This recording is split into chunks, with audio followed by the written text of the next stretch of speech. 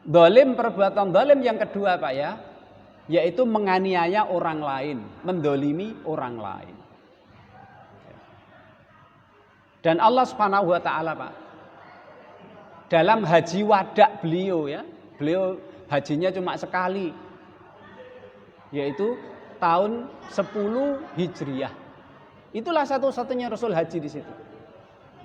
Dan beliau berkhutbah dengan khutbah yang sama sampai 3 kali Pak dalam satu haji itu. Pertama, ketika beliau wukuf di Arafah, khutbah, itu pun yang disampaikan.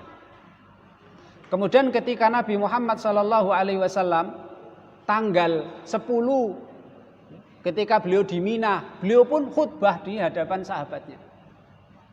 Kemudian hari ke-12 dari hari Tasyrik 11, 12, 13, hari yang ke-12. Beliau khutbah di hadapan sahabatnya dengan isi khutbah yang sama. Intinya apa Pak? Menegaskan kita tidak boleh melanggar hartanya saudara kita tidak boleh menumpahkan darah saudara kita tidak boleh melecehkan kehormatan saudara kita.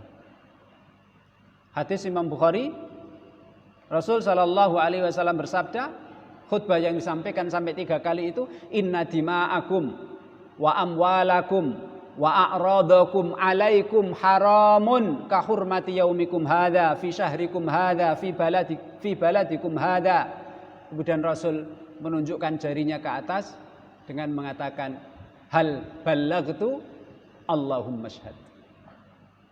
Sesungguhnya harta kalian, sesungguhnya darah kalian, harta kalian, kehormatan kalian itu suci alias harus terjaga, terpelihara, tidak boleh ditumpahkan, tidak boleh dilecehkan, tidak boleh diambil dengan semena-mena.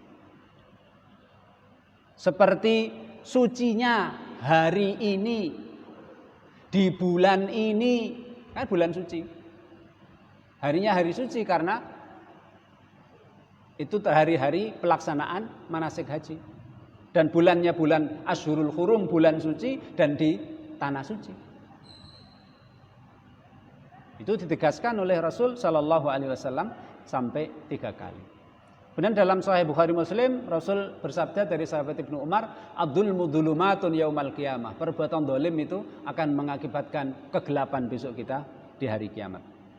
Dan ini harus ditobati Pak. Tobatnya apa? Tobat kepada Allah dan minta dihalalkan, dikembalikan atau minta dihalalkan. Makanya saudara kita yang korupsi itu kan ketika selamat ya kan, bisa berhasil menyembunyikan apa yang dia korupsi, kemudian dia senang alhamdulillah selamat. Naudzubillah, itu bukan selamat Pak. Itu justru akan sengsara kamu besok di akhirat. Rasul sallallahu alaihi wasallam bersabda, hadis Bukhari diriwayatkan dari Ibnu Abu Hurairah, Rasul bersabda, "Man kana lahu madlamatun li ahadin min irdihi aw syai'in falyatahallal minhu al-yawma qabla an la yakuna dinarun wala dirham."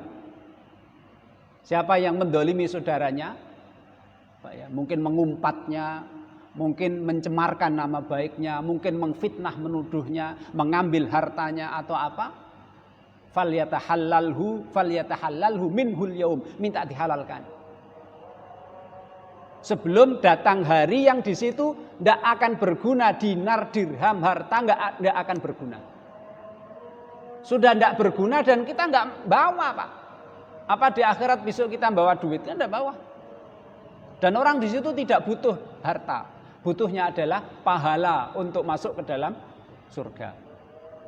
Jika dia punya amal soleh, tapi dia mendolimi orang, maka orang yang didolimi itu kan minta ganti ruginya bukan duit, nggak perlu duit, nggak guna duit di saat itu. Maka pahalanya diberikan pada yang didolimi. Pahalanya habis, wa illam takun lahu hasanatun ukhidha min sayyiati sahibi fahumila alaihi. Kalau hartanya habis, pahalanya habis, ya sudah.